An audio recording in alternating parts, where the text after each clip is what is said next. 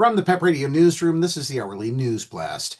LGBTQ Nation is reporting that the U.S. Department of Education has ordered 5 school districts in Northern Virginia to immediately end their trans-inclusive policies that allow students to use bathrooms and locker rooms that align with their gender identities.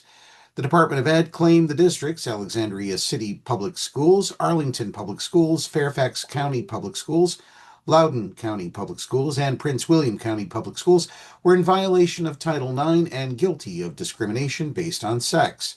The current administration has reversed President Joe Biden's interpretation of Title IX, which found the statute's prohibition on discrimination on the basis of sex as including anti-LGBTQ plus discrimination.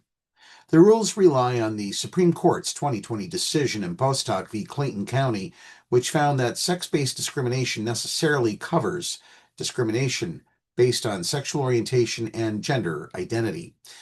The Education Department said its investigation into the Virginia districts was due to complaints alleging that students in the divisions avoid using school restrooms whenever possible because of the school's policies, and that female students have witnessed male students inappropriately touching other students and watching female students change in a female locker room. Of course, by that they mean trans girls, not biologically male boys.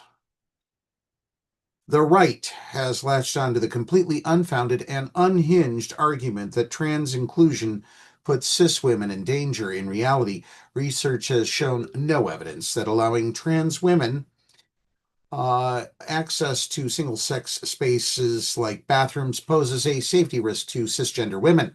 In fact, forcing trans people to use facilities that do not align with their gender identity can result in high rates of harassment and violence against transgender people as well as cisgender people, particularly women who do not conform to traditional ideas of femininity. According to the Movement Advancement Project, a 2021 study from UCLA's Williams Institute found that trans people are 4 times more likely than cis people to be victims of violent crime. Nevertheless, the Education Department, in its godforsaken infinite wisdom, has ordered the schools to rescind their trans-inclusive policies within 10 days and to adopt biology-based definitions of the words male and female in all practices and policies relating to Title IX. Although this type of behavior was tolerated by the previous administration, it's time for Northern Virginia's experiment with radical gender ideology and unlawful discrimination to come to an end, said Acting Assistant Secretary for Civil Rights Craig Traynor in a statement.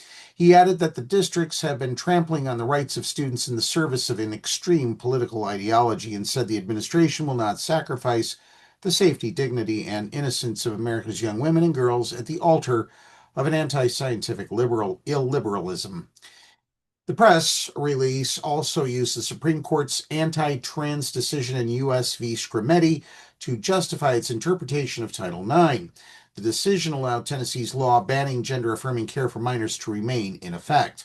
In so holding, the Supreme Court acknowledged that a person's identification as transgender is distinct from a person's biological sex, the press release stated, concluding that since Title IX bans discrimination based on sex, it must also ban trans people from using bathrooms in which they feel most comfortable. Anti-LGBTQ plus bigot Virginia Governor Glenn Youngkin, thank God he's out of office shortly, celebrated the results of the Education Department's investigation. These school divisions have been violating federal law, deliberately neglecting their responsibility to protect students' safety, privacy, and dignity, and ignoring parents' rights, he said in a statement. They got away with this behavior because the Biden administration backed them up. Common sense is back. That's as much nauseating nonsense from the Trump regime as we can handle in an hour. That's also the news blast for this hour. Stick around for music after the Meadville area weather forecast coming up now here on PEP Radio.